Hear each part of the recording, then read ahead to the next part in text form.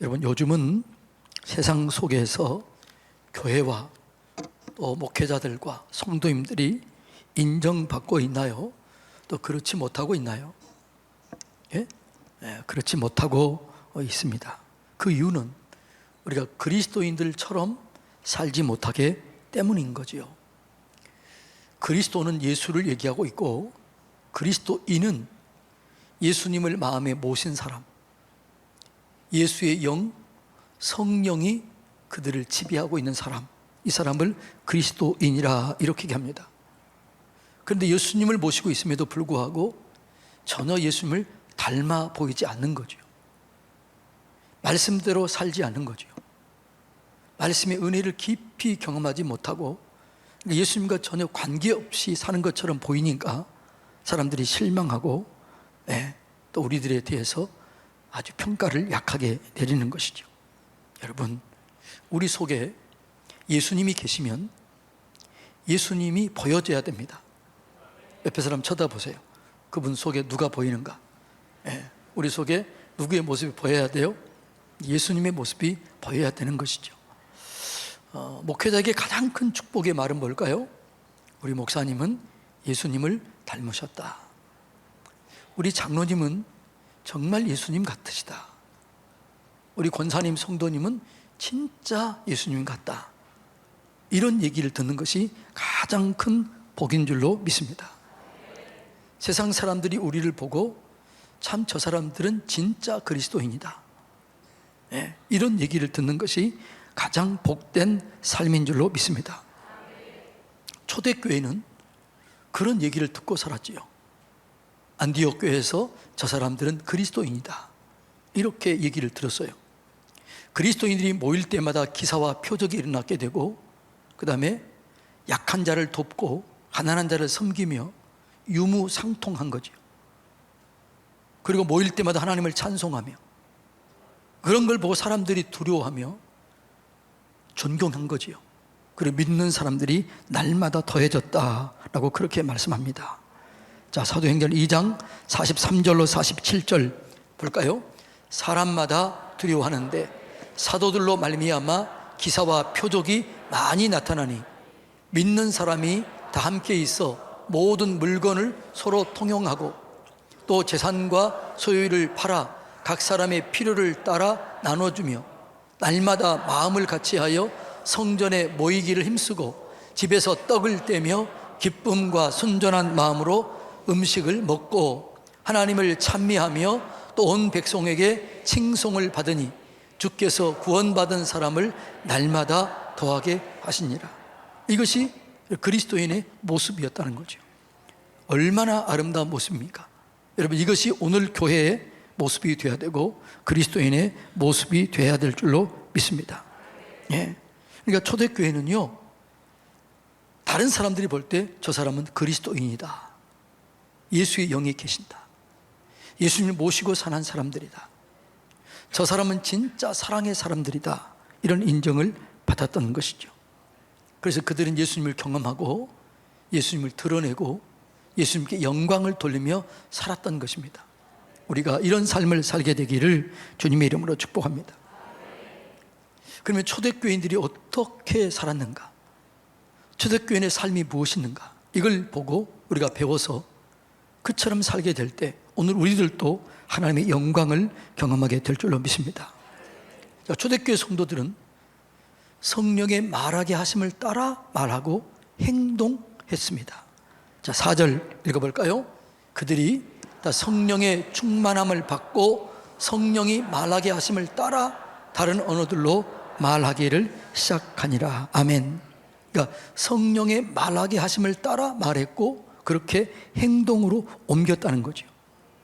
여러분, 우리가 성령에 충만하게 되면요, 언어가 바뀌어져요. 행동이 달라지게 되는 것이죠.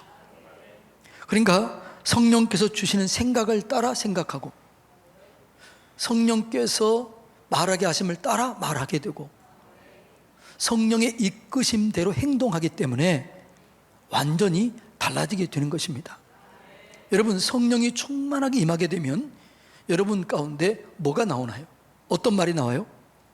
감사가 나와요. 찬송이 나와요. 축복이 나와요. 대신 원망과 불평이 사라집니다. 그러니까 여러분들이 지금 원망과 불평 가운데 있다면 아직 성령으로 충만하지 않는 거죠. 그런데 여러분이 오늘 예배 시간 은혜 받고 나가면 어떻게 해요? 여러분도 모르는 사이에 감사합니다. 그리고 여러분도 모르는 사이에 찬양이 흥얼흥얼 그렇게 나오는 거죠. 예. 이런 삶이 우리에게 너무너무나 필요한다는 거죠. 이것을 성령 충만이다 이렇게 얘기합니다. 초대교회 성도들은 다 성령 충만한 삶을 살았습니다. 그들은요 직접적인 성령의 인도를 받았기 때문에 어떤 일을 짐작하거나 어떤 일을 추론하거나 어떤 일을 해석하려고 그렇게 노력하지 않았습니다. 왜냐하면 직접적인 인도를 받았어요. 성경에 보면은요 구약에서는 하나님의 뜻을 물을 때 주로 어떻게 했을까요? 제비를 뽑았습니다. 우림과 둠빔도 제비 뽑기의 일종이에요. 진짜 하나님의 뜻인지 아닌지를 묻기 위해서 제비를 뽑았어요. 근데 신약 성경에 오면은 제비를 뽑는 것이 단 한 번 나와요. 어디 나와요?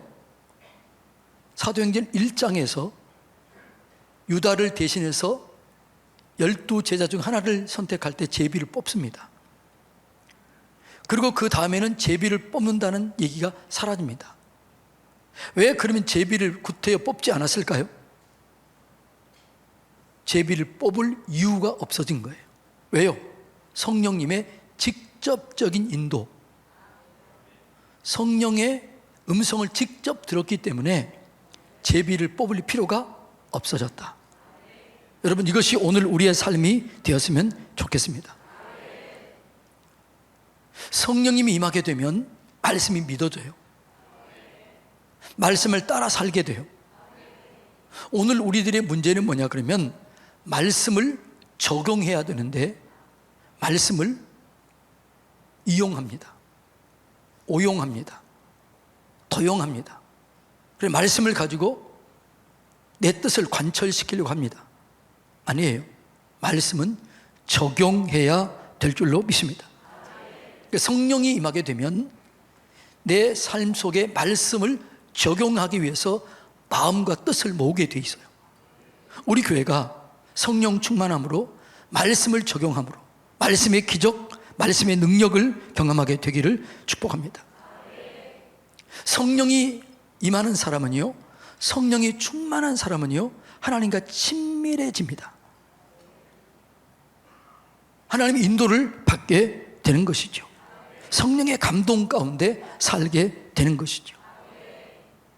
그러니까 뭐 짐작하거나 추측하거나 누구한테 뭐 기도를 받을 필요도 없어요. 왜요?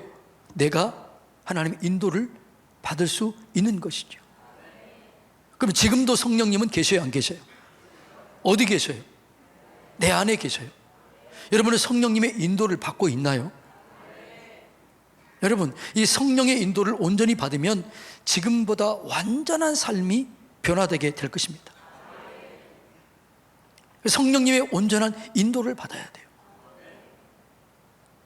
그런데 이게 잘 돼요, 안 돼요?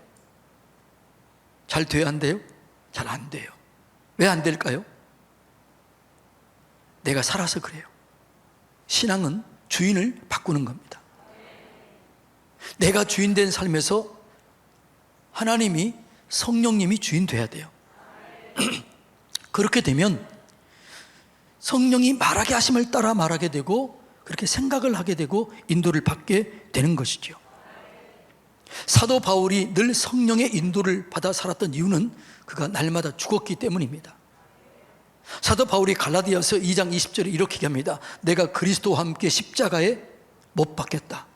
내가 죽었다. 이제 내 안에 예수님이 사신다. 그래서 예수님이 살기 때문에 날마다 예수님의 인도를 받고 살게 되는 것이죠. 여러분, 성령님 안에서 예수님의 인도를 받아서 실수하지 않고 실패하지 않고 어디를 가든지 무엇을 하든지 형통하게 되는 그런 은혜를 누리시기를 축복합니다. 사도행전에 보면은요, 성령 충만함 받은 사람들이 다 성령의 인도를 받아요. 베드로가 성령 충만해서 말씀을 증거할 때 수많은 사람들이 주님께 돌아옵니다. 가슴이 찔림을 받습니다. 우리가 어찌해야 할고, 그리고 돌아옵니다. 변화가 일어나게 됩니다. 여러분, 빌립 집사가 성령의 인도를 받고 음성을 들어요. 광야로 가라. 이 광야에 갔더니 누가 있어요? 에티오피아 간닥의 네시가 거기 가고 있었습니다. 복음을 전했습니다. 그리고 에티오피아가 복음화가 된 거지요. 사도 바울이 다메섹 도상에서 넘어지지요. 하나님을 만나지요. 그때 거기에 누가 있었어요? 아나니아라고 하는 사람이 있었습니다. 근데 아나니아에게 음성이 들려요. 지금 다메섹에 가면 사울이라고 하는 사람이 눈이 멀어 있다. 거기 가서 사울에게 안수하라. 이렇게 얘기해요. 그러니까 뭐라고 그래요? 아니, 그는 살기가 등등해서 믿는 사람들을 잡아 죽이려고 다니는 사람인데, 아니다. 내가 택한 종이다. 그리고 안수했더니 눈에 비늘이 벗겨지고 바울이 그냥 그때부터 복음을 증거하러 다닙니다. 성령의 음성을 직접적으로 들었습니다. 사도행전 10장에 보면 베드로가 경험한 이야기 나오잖아요. 고넬료 집에 부흥회가 있었는데 고넬료에게 하나님이 직접 말씀하십니다. 베드로에게 직접 말씀하십니다. 그래서 서로 간의 음성을 듣고 고넬료 집에 와서 성령의 은혜를 경험하고 함께 나눕니다. 여러분, 그러니까 초대교회는 성령 안에서 직접 음성을 듣고 그리고 그 말씀에 따라 삶으로 그들의 삶 속에 놀라운 능력이 있는 삶을 살게 되었던 것입니다. 성령 충만함으로 이런 삶이 여러분과 또 저와 우리 모두 가운데 이루어지게 되기를 주님의 이름으로 축복합니다. 하나님의 음성을 선명하게 듣고 행동하면 여러분, 하나님의 일들이 우리 가운데 그대로 이루어지게 되는 것이죠. 자, 그 다음에 두 번째로 그들은 성령 충만함으로 온전한 언어가 회복돼요. 언어가 회복되어서 어떻게 해요? 방언을 말하게 됩니다. 성령의 말하게 하심을 따라 말했다는 거죠. 그게 방언입니다. 초대교회 성도들은 방언을 통하여 소통이 이루어진 거예요.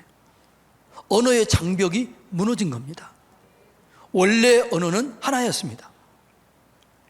그런데 이 언어가 어느 때 혼란스럽게 되지요? 바벨탑 사건 이후로 인간이 교만해서 우리가 하나님처럼 높아지자 이렇게 하고 하늘까지 바벨탑을 쌓다가 하나님이 무너뜨려요.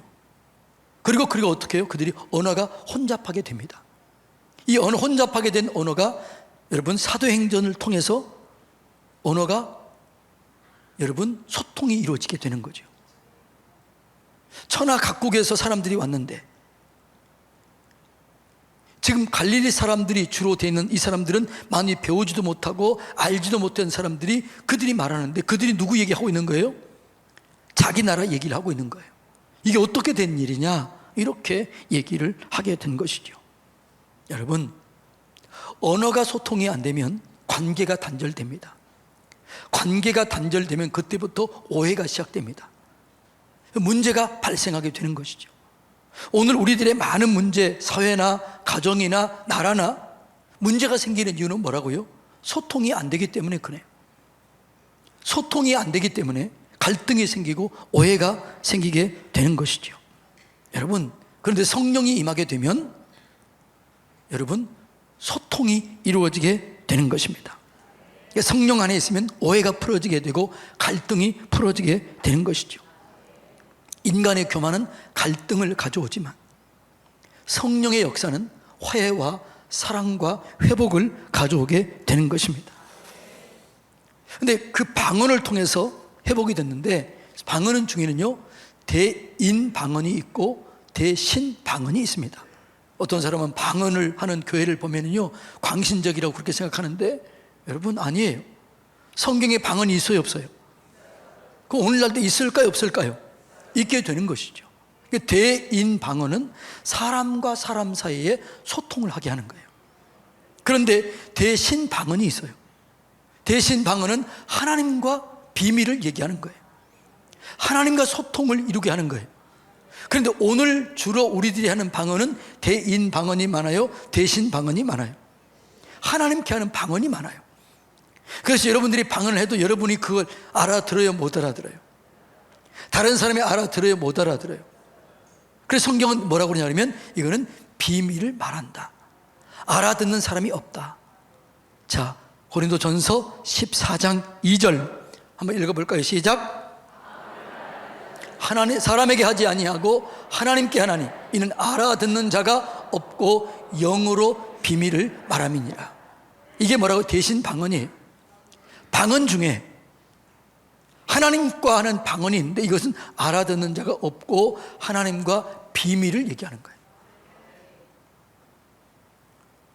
그래서 이 방언을 알아듣는 게, 그러면 알아듣지도 못한 말이 뭐 그렇게 중요하냐? 알아듣는 말을 굳이 할 필요 있느냐? 이렇게 할 사람들이 있지요. 그런데 이 방언은 알아듣지는 못하지만, 자, 4절 읽어볼까? 시작. 방언을 말하는 자는 자기의 덕을 세우고 예언하는 자는 교회의 덕을 세우느니라. 예언은 뭐냐? 알아듣게 사람들에게 위로하고 격려하고 덕을 세우는 말이 예언입니다. 근데 방언은 하나님과 얘기하기 때문에 알아듣지 못해요. 그런데 중요한 것은 내 영이 강해집니다. 영과 혼이 강해지게 되는 것이죠. 하나님과 비밀한 얘기를 계속하기 때문에 하나님과 친밀하게 되는 거죠. 기도가 깊어지게 되는 거예요. 기도를 오래 할 수 있게 되는 거예요. 그래서 이런 방언, 아직도 여러분 이런 방언을 못한다면 여러분들이 사모하시기 바랍니다. 이 방언 기도를 언제 많이 해요? 우리 교회에서는? 예? 금요 심야 기도에 많이 해요. 그러니까 이 방언 기도를 받기를 원하는 분들은 금요 심야 기도회 때 나오시면 깊이 있는 기도, 방언하게 될 것입니다. 옆에 사람 쳐다보세요. 신앙생활이 재미있습니까? 힘듭니까? 물어보세요. 성령의 능력을 경험하지 못하면요, 신앙생활이 너무 힘들어요. 교회 오는 것이 힘들어요. 예배 드리는 것이 힘들어요. 말씀이 잘 깨달아지지가 않는 거예요. 근데 성령이 임하게 되면 말씀이 이해가 돼요. 성령이 조명하는 거예요. 비춰주는 거예요. 깨달아지고 이해가 되고 내게 말씀하는 것 같아요. 꼭 어떻게 목사님이 내 상황을 정확하게 알지? 어떻게 어떤 내 얘기를 들었나? 이럴 때 있어요, 없어요? 성령이 역사하시면 그렇게 들려지는 거예요. 성경을 읽을 때 깨달아지는 거예요. 예배할 때 그 영광을 경험하게 되는 거예요. 치료가 일어나게 돼요. 그런 은혜를 경험하게 되기를 축복합니다. 그러니까 성령 충만함으로 성령이 말하게 하심을 따라 방언을 하게 됐다. 다른 언어들로 말하게 됐다. 대신 방언도 대인 방언도 성경은 다 기록하고 있습니다. 방언의 은혜도 누리시기를 축복합니다. 자, 그리고 그들은 어떻게 성령 충만하니까 여러분 행동이 달라지고 언어가 달라지고 그래서 그들이 완전한 변화가 일어나게 됩니다. 누구든지 그리스도 안에 있으면 변화가 되게 돼 있어요. 누구든지 그리스도 안에 있으면 새로운 피조물이다. 이전 것은 지나갔으니 보라 새 것이 되었도다. 오늘 성령 충만함을 받은 사람들을 보고 세상 사람들이 놀리는 거예요. 야, 저 사람들이 달라졌다. 이런 반응이 일어나게 된 거지요. 자, 7절 읽어볼까요? 다 놀라 신기하게 여겨 이르되 보라 이 말하는 사람들이 다 갈릴리 사람이 아니냐. 12절로 13절이요. 다 놀라며 당황하여 서로 이르되 어찌 된 일이냐 하며 또 어떤 이들은 조롱하여 이르되 그들이 쇠술에 취하였다 하더라. 여러분, 성령 충만한 사람들을 바라보면요 딱 두 반응이 일어납니다. 한쪽 반응은요, 와우, 어떻게 이런 일이 일어나게 되지? 나도 저런 은혜를 받았으면 좋겠다. 하나님, 내게도 그런 은혜를 주세요. 이렇게 갈망하고 사모하고 더 깊이 하나님을 경험하는 사람들이 생겨나지만 또 어떤 사람들은요, 야, 저 광신자같이 저게 뭐냐, 이렇게 그런 생각하는 사람들도 있게 된다는 거죠. 예수님이 귀신을 쫓아내고 병든 자를 치료하고 눈먼 자를 고치고 저는 자를 걷게 하고 죽은 자를 살려내자 뭐라고 그랬어요? 귀신을 힘입어서 쫓아낸다. 왜 안식일 날 그 일을 하느냐? 그리고 트집 잡고 원망하고 불평하고 다투었잖아요. 그런데 어떤 사람들은 하나님이 살아계신다, 하나님께 영광을 돌리며 감사하고 찬미하며 그 은혜 가운데 거했잖아요. 오늘도 똑같아요. 그런데 누가 누구를 핍박할까요? 방언을 한 사람이 방언 못한 사람 핍박해요? 방언 못하는 사람이 방언하는 사람 핍박해요? 성령의 능력을 경험한 사람이 핍박해요? 능력을 경험하지 못한 사람이 핍박해요?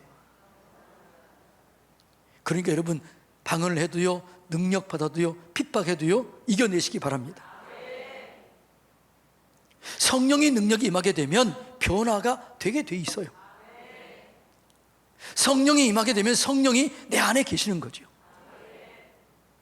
성령이 내 안에 계시기 때문에 이길 수 있는 거죠. 골리앗과 다윗이 둘이 싸운다. 그러면 누가 이길까요? 골리앗이 이기는 거죠. 그런데 하나님과 골리앗이 싸우면 누가 이길까요? 하나님이 이기는 거죠. 그러면 하나님과 다윗이 연합해서 싸우면 누가 이길까요? 아니, 하나님과 다윗이 연합하고 골리앗이 싸우면 누가 이겨요?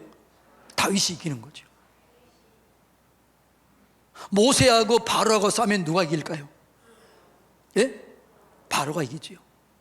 모세와 하나님이 연합하면 바로와 싸우면 누가 이길까요? 여러분이 암과 싸우면 누가 이겨요? 암이 이기죠. 근데 하나님과 암과 싸우면 누가 이겨요? 여러분이 하나님 안에서 암과 싸우면 누가 이겨요? 예? 이게 성령 안에 거하는 거예요. 그러니까 성령 안에 거하는 사람들은 내가 싸우는 것이 아니라 나와 함께하는 성령님과 예수님과 싸우기 때문에 어떤 상황과 어떤 환경과 어떤 처지에서도 이기게 될 줄로 믿습니다. 그러니까 세상 사람들이 그걸 보고 어떻게 해요? 사람이 달라졌네. 저 어떻게 된 거야? 저 사람이 어떻게 달라졌지? 왜 달라져요? 그 사람이 성령 안에 거하기 때문에, 하나님과 파트너십을 맺고 있으니까 달라지게 되는 거예요. 이것이 은혜인 줄로 믿습니다. 사랑하는 성도님 여러분, 우리는 내가 싸우는 게 아니에요. 내 혼자 있는 게 아니에요. 내 안에 누가 계시는 거예요? 하나님이 계시고 성령이 계십니다. 내가 그분과 동역하고 그분을 의지하면 그분이 싸워주십니다. 그분이 함께 하십니다. 그래서 이기는 거예요. 그래서 다른 사람들이 보고 뭐라고 그래요? 야, 사람이 달라졌네. 어떻게 저렇게 달라졌지? 어떻게 변화되었지? 어떻게 저런 일이 일어나게 되지? 이런 일이 있게 되는 거예요. 성령 충만은 성령님과 동행하는 겁니다. 성령의 말하게 하심을 따라 말하는 겁니다. 성령이 생각한 대로 생각하는 겁니다. 성령님이 이끄시는 대로 행동하는 겁니다. 이것이 성령 충만입니다. 여러분, 오늘 이 시대에 정말 필요한 것이 성령 충만한 삶입니다.